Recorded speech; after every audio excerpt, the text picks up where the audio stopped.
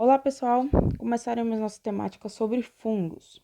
Os fungos são importantes para o homem e para a natureza. Entre os mais de 100 mil fungos reconhecidos, apenas 200 espécies, por volta de 200 espécies, são patógenas. No processo de reciclagem de nutrientes, os fungos participam de forma fundamental na reciclagem por decomposição da matéria principalmente, por exemplo, a matéria vegetal morta, com auxílio de enzimas extracelulares, como celulases e ligases, no caso de tecido vegetal, e eles vão conseguir degradar essas partes das plantas mais duras que não são possíveis de digerir pelos animais.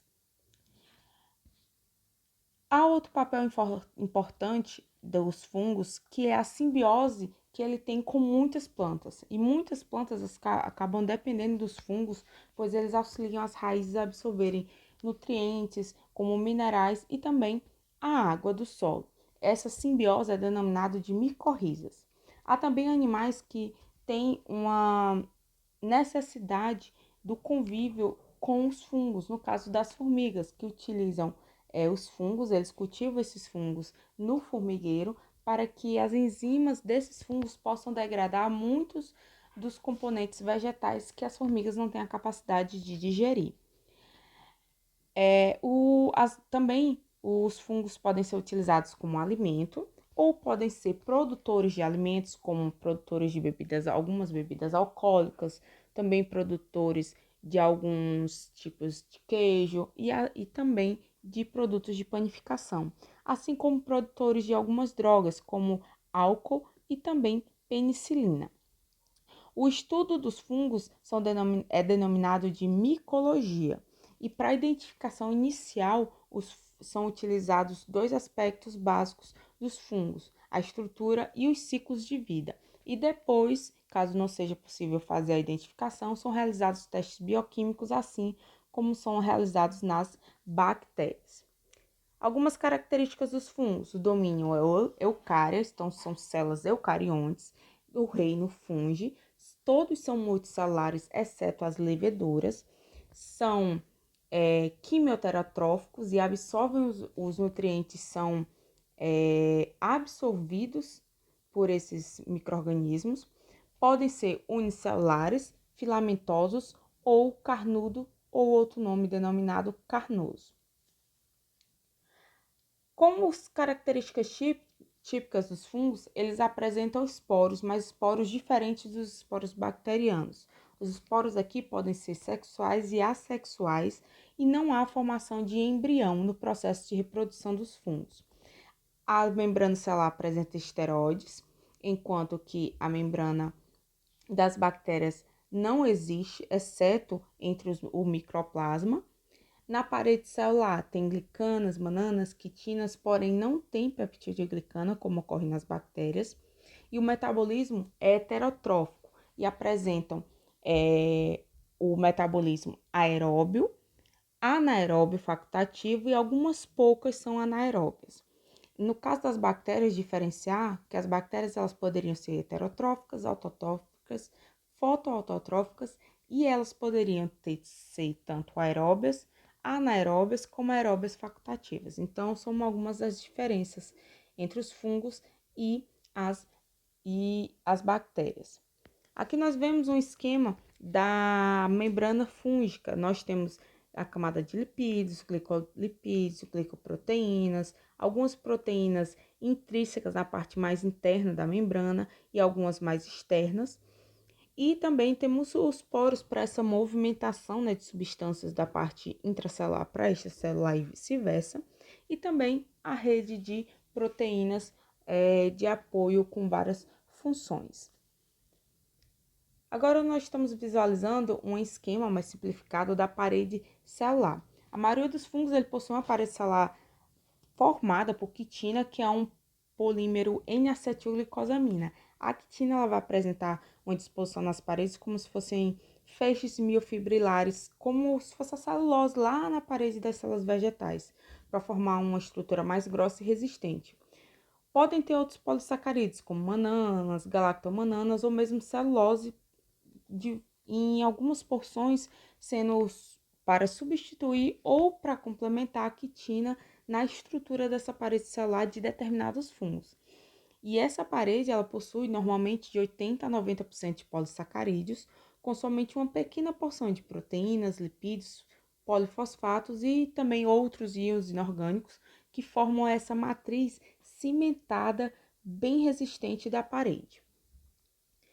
Os fungos podem ser divididos morfologicamente em alguns grupos, que são as leveduras e os bolores, que são também denominados de fungos filamentosos, que têm uma estrutura microscópica. Porém, quando eles crescem, formam colônias visíveis a olho nu, nós conseguimos observar algumas diferenças macroscópicas.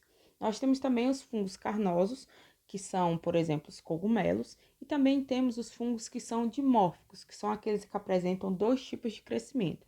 As leveduras, elas apresentam colônias pastosas da cor creme, preta, branca, rosa, mas a maioria é entre o creme e o branco. E os bolores, eles têm diferentes formas macroscópicas, ou eles são algodonosos, ou eles são pulverulentas, aveludadas, entre outros aspectos, e contém muitos pigmentos. Nutricionalmente, os fungos, eles têm exigências nutricionais mais simples. A maioria dos fungos são aeróbios, tendo outras situações mais específicas, mas a grande maioria são aeróbios. Como parasita de plantas ou animais, eles utilizam o mesmo mecanismo de nutrição, só que eles acabam captando os nutrientes a partir das células vivas das plantas e animais e vão dessas células que estão infectando, né? E eles invadem em vez do que ocorre com o material orgânico morto, tá? Então, eles vão invadir e absorver parte desses nutrientes. A principal atividade ecológica dos fungos, especialmente dos grupos dos basidiomicetos, consiste na decomposição da madeira, de papel, tecido e outros produtos que são derivados dessas fontes.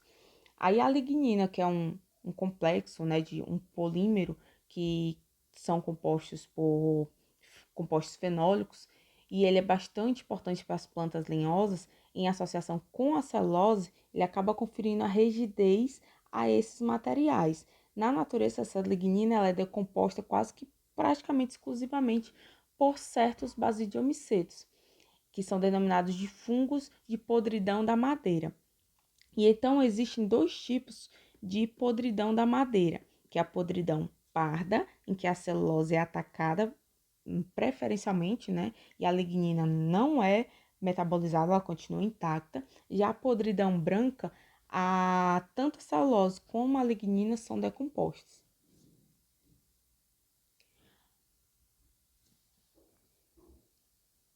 Aqui nós vamos ver algumas imagens sobre a estrutura dos fungos filamentosos e carnosos.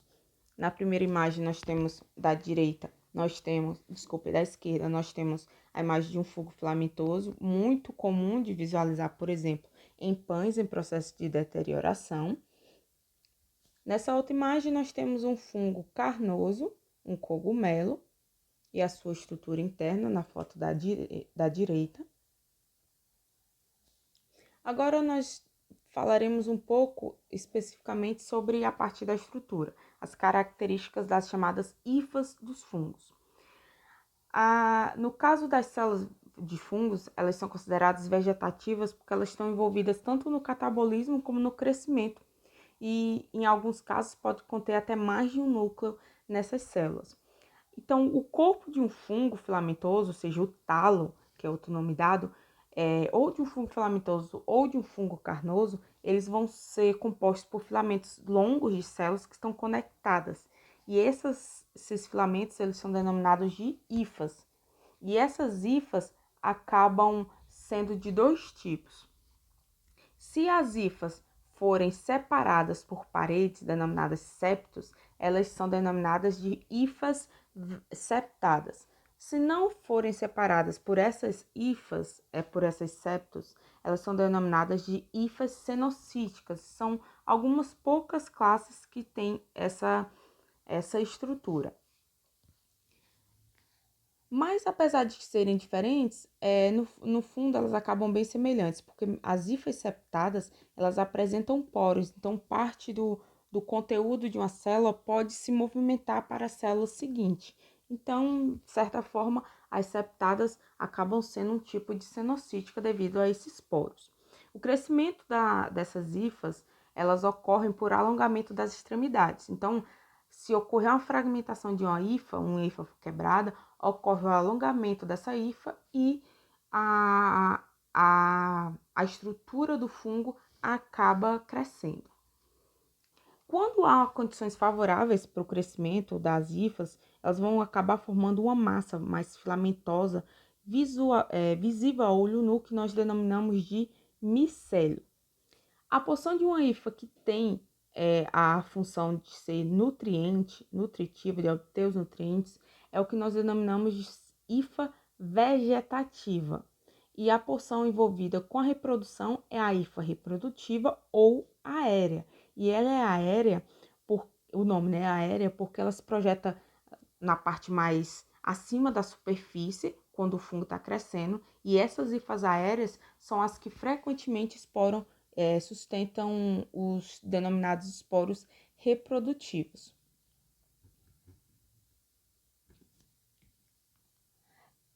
Bom, cada filamento de hifa ela vai crescer principalmente nessas extremidades, né? Então, nós temos aqui nas extremidades os chamados conídeos ou esporos, e é a partir dele que vai iniciar o processo de um dos tipos de processo de crescimento mais comuns nos fungos.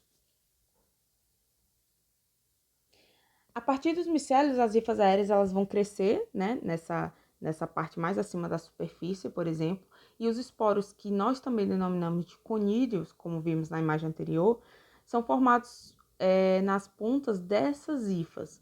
E esses conídeos são esporos assexuados e podem ter vários pigmentos, podem ser verdes, vermelho, amarelo, marrom e entre outras cores. E a presença desses esporos ele vai conferir uma massa miceliana num aspecto mais pulverulento, mais um pozinho, e vai ter por função a dispersão dos fungos em novos ambientes.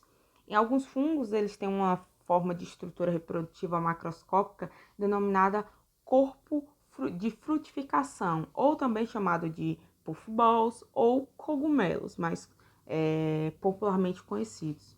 Então, milhares de esporos eles acabam sendo dispersos pelo vento, água e por animais. Nessa imagem, nós estamos vendo as hifas aéreas e vegetativas, e na imagem da esquerda, nós vemos também as hifas vegetativas e aéreas e os esporos que estão presentes nesse tipo de estrutura. Como nós vimos no início, os fungos são todos considerados multicelulares, com várias células, exceto a categoria das leveduras.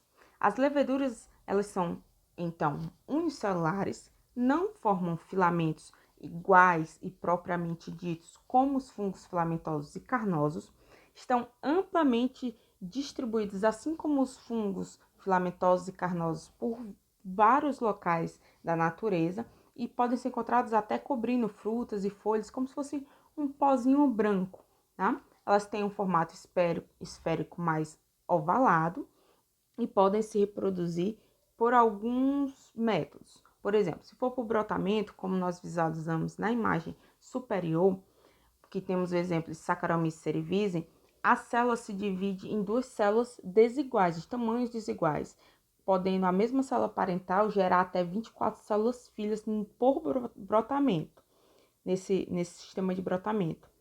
Então, o que é que acontece no brotamento? A célula parental ela forma uma protuberância, que a gente chama de broto, e na sua superfície mais externa, e à medida que esse broto vai se alongando, vai crescendo, o núcleo da célula parental vai se dividir e um dos núcleos vai migrar lá para o broto, e o material da parede celular vai ser sintetizado e vai separar essas duas células, a célula parental do broto. E o local onde fica marcado na imagem em amarelo é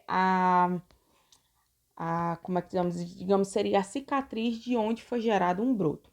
Há também a situação de uma pseudo-hifa, tá? Por exemplo, a Candida albicans se fixa às células epiteliais humanas de uma forma de levedura, mas normalmente ela necessita de uma forma denominada de pseudo-hifa para invadir os tecidos mais profundos. E a pseudo-hifa ela é gerada quando um broto é produzido, mas ele não se destaca, ele continua preso à célula parental, por isso pseudo, de falso hifa. Elas também podem se dividir por fissão, o que acontece com a Schizosaccharomyces, que ela se divide produzindo duas células iguais. É como se fosse uma fissão binária, certo? Lá das bactérias.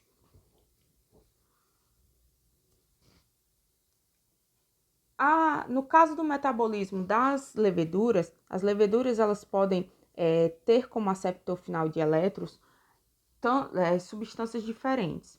Elas têm a capacidade de crescer como anaeróbio facultativo e elas vão utilizar oxigênio ou um composto diferente, um composto orgânico, como esse aceptor. E esse é um atributo que vai ser bastante fundamental e valioso, né, para esses tipos de fungos sobreviverem em ambientes bem diferentes. Porque se tiver oxigênio, elas vão respirar aerobicamente e vão metabolizar os carboidratos formando dióxido de carbono e água.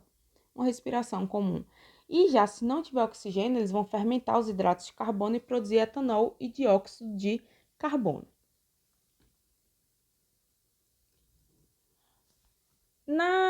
No caso dos fungos classificados como dimórficos, ou seja, são fungos que têm a capacidade de ter duas formas de crescimento, podem ocorrer em vários tipos de fungos, mas ocorre com mais frequências nos fungos relacionados às espécies que são patogênicas. Então, por terem essas duas formas de crescimento, elas vão crescer como fungos filamentosos, tendo hifas vegetativas e aéreas, e vão também poder crescer como formas de crescimento das leveduras, também chamadas de leveduriformes, e elas vão se reproduzir, por exemplo, por brotamento. E esse dimorfismo nos fungos patógenos, principalmente patógenos, né, porque podem ocorrer situações de dimorfismo em fungos não patogênicos, esse dimorfismo ele é dependente da temperatura. Por exemplo, a 37 graus o fungo ele vai apresentar uma forma de levedura, mas se a temperatura baixar para 25 graus, ele vai estar como um fungo filamentoso, certo? Isso é uma adaptação bastante importante para várias espécies. Nessa imagem nós temos um exemplo de Mucor indicus, que não é patógeno, tá? Mas ele tem aqui nessa imagem um crescimento como levedura ou leveduriforme e um crescimento como fungo filamentoso. E para a gente finalizar a aula, as doenças que estão relacionadas aos fungos, ou seja, as infecções relacionadas aos fungos, são denominadas de micoses. E as micoses, elas são infecções crônicas de longa duração, porque os fungos crescem de forma muito devagar. Elas podem ser de 5 tipos, de acordo com o grau de envolvimento desses fungos com o tecido e do modo que ele acaba entrando nas células hospedeiras ou no organismo hospedeiro. Podem ser sistêmica, subcutânea, cutânea, superficial e oportunista. No caso do grupo das micoses sistêmicas, elas são infecções fúngicas bem profundas, sem região em particular. Então, ela vai se distribuir em vários órgãos e tecidos. E esses fungos geralmente são os que vivem no solo, e a rota de transmissão mais comum é a inalação de esporos, que é iniciada uma infecção nos pulmões e daí vai ser difundido para outros tecidos. Esses tipos de infecções não são contagiosas entre animais e entre humanos, né? Mas elas causam vários sintomas bem mais graves por estarem distribuídas em vários órgãos e tecidos. Exemplos, nós temos histoplasmose, coccidiomicose, entre outros. Já o grupo das micoses subcutâneas são infecções localizadas abaixo da pele por fungos que vão viver no solo e na vegetação, como a esporotricose, que ela é adquirida muito por pessoas que trabalham na parte mais rural ou por jardineiros. E esses esporos eles acabam entrando diretamente numa parte da pele que está perfurada, ou um esporo ou um fragmento do micélio. Já o grupo das micoses cutâneas ou dermatomicoses são infecções que ocorrem apenas na pele, apenas na epiderme, desculpe, cabelo e unhas, que elas vão ser causadas pelo grupo também chamado de fungos dermatofólicos, e eles vão causar essas chamadas dermatomicoses, e elas vão secretar enzimas queratinases que vão degradar a queratina na pele, na unha e no cabelo. Elas podem ser transmitidas de humano para humano e de humano para animais em contato direto ou contato por fios ou células epidérmicas, por exemplo, por tesoura, por um pente ou um piso de banheiro contaminado. Já o grupo das micoses superficiais, elas estão localizadas ao longo de um fio de cabelo ou de umas células epiteliais mais superficiais e ela ocorre mais em ambientes de clima tropical. Já os oportunistas são infecções que ocorrem através de micro-organismos que geralmente eles são bem inofensivos quando estão no seu habitat natural, mas eles podem se tornar patogênicos em um hospedeiro que se encontra mais debilitado, o indivíduo que está utilizando antibiótico de amplo espectro, sistema imune deprimido, entre outros, ou aqueles que têm doenças pulmonares, por exemplo. Exemplos de gêneros que podem causar esses tipos de micoses oportunistas: pneumocistes, que acabam atingindo pacientes com AIDS e podem ser fatal, assim como infecções por penicílio. Já as doenças causadas por leveduras, nós denominamos genericamente de candidíase, porque frequentemente o agente é a Candida albicans e ela pode ocorrer várias infecções, como as infecções vulvovaginal ou as infecções mais simples, que seriam na mucosa cutânea, tá? Como o que nós denominamos popularmente de sapinho. Ocorre com mais frequência em recém-nascidos ou em pacientes com AIDS e também em imunodeprimidos ou os indivíduos que estão com o sistema imunológico suprimido por algum distúrbio no corpo ou por uso de antibióticos de amplo espectro. Aqui alguns termos para acrescentarmos na nossa lista de termos importantes, algumas referências, façam seus resumos, tirem suas dúvidas e até a próxima aula.